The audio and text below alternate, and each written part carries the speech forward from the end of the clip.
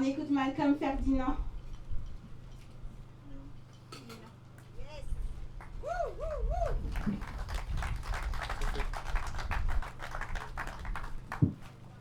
Bon, bonjour tout le monde.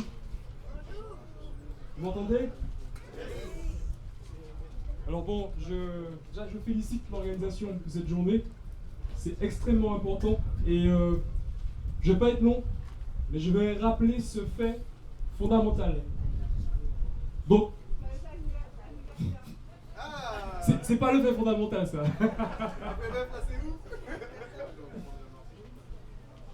C'est qu'on a vraiment une justice à deux vitesses. Depuis 72, les sols, les écosystèmes, les corps sont contaminés, en partie. Depuis 72, tout l'écosystème contient cette molécule, le chlordécone et bien d'autres. Et il faut se rendre compte de ceci, c'est qu'aucune justice n'a été rendue depuis lors. 72, on est en 2020. Rien. Pas une condamnation personnelle, pas une condamnation collective. Donc en fait, on a l'impression qu'il ne s'est rien passé, quoi.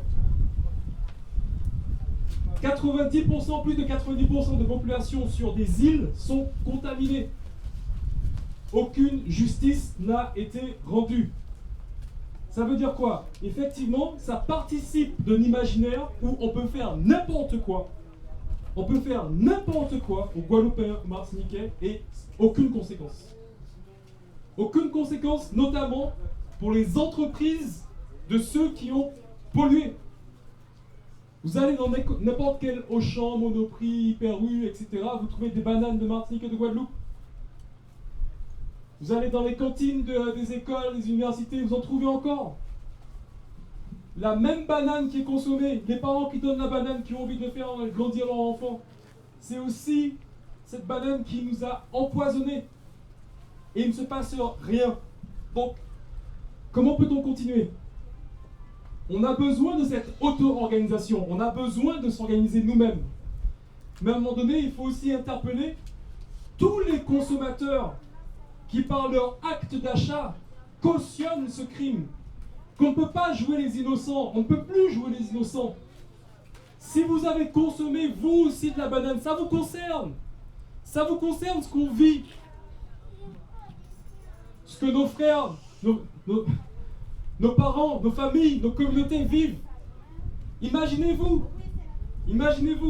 qu'en France hexagonale, 95% de la population soit contaminée par une molécule dont on sait qu'elle est cancérigène. On sait que c'est un perturbateur endocrinien. On sait que ça retarde les périodes de grossesse. 95%. Et ça depuis près de 50 ans. Et qu'aucune justice n'a été rendue. On ne peut pas continuer comme ça. Ce n'est pas possible. On veut bien discuter des méthodes de dépollution, de la suite, mais ça passe par une chose. Jérémy l'a rappelé, Naïma aussi. Ça passe par la justice. La justice qui est une manifestation de notre dignité. Et sans cette justice, sans cette dignité, on ne pourra pas aller plus loin. Donc, exigeons justice, tous ensemble, ici, en Martinique, en Guadeloupe, et collectivement. Voilà, juste un petit témoignage. Justice! Justice! Justice! Justice!